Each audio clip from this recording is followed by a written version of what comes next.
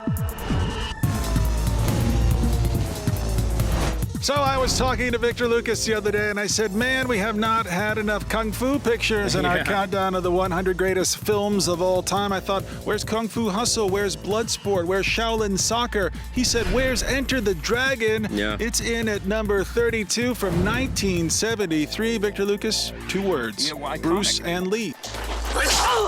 Yeah, and this is the movie that I think kind of sells every other Kung Fu picture. We've had Crouching Tiger, Hidden Dragon on this list before, but Bruce Lee was it. And this was the movie that made him the international superstar. This made him the James Dean of martial artists out there. This is one of those performances, too, where there's so much mythology surrounding it. The myth of Bruce Lee has become so much greater than the man ever was. I mean, it's hard to even get at the man. Yeah, the movies, looking back through the rearview mirror, they're not that great. Well, Ang Lee didn't direct these, let's just say that, okay? So John Saxon is one of the competitors. We've got Jim Kelly in there, who just recently passed away, rest in peace. Bruce Lee, of course, is this mysterious guy that gets brought in to be an undercover agent on Hans Island, which is where all of these crazy tournaments are taking place, and Bruce Lee becomes one of these competitors, setting up every single video game ever made, I think, also in one fell swoop. We basically follow the progression of this competition as well as this undercover investigation where Bruce Lee has to go through almost like this Dr. No-like lair and take out all kinds of evil henchmen. And, you know, it's not so much that this movie gels together and has the best story or the best plot or the best acting or the best anything. It just has all these iconic fight sequences and unbelievably memorable images, you know, like t-shirt worthy, slogan worthy, postcard worthy pictures, you know, of Bruce Lee all clawed up and the nunchuck sequences. Each fight sequence trying to top the fight sequences that came before it, and sometimes failing at that, but still being entertaining no matter what happens in all of these fight sequences. And you're absolutely right.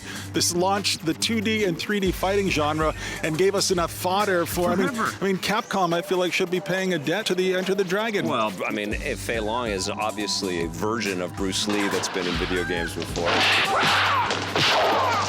Even the guy Han, who's in charge of the island, who Bruce Lee fights in the final fight scene, he has a claw that is Vega's claw from Super Street Fighter 2. I mean, unfortunately, I knew the Street Fighter series, and I still know it better than I know any of the Bruce Lee movies, which is kind of a sad statement on things. But going back and looking at these things, I see where all this iconic imagery came from. I see where all this macho bravado came from. And I see where all this very Eastern flavored sensibility about what it means to be a man came from. Because I really didn't understand it when I was a kid. You know, I grew up, and if you could split wood and you could play football, you were a man. But this was a different kind of man. Bruce Lee was a different kind of man. This was a man who wasn't afraid to wear genie pants.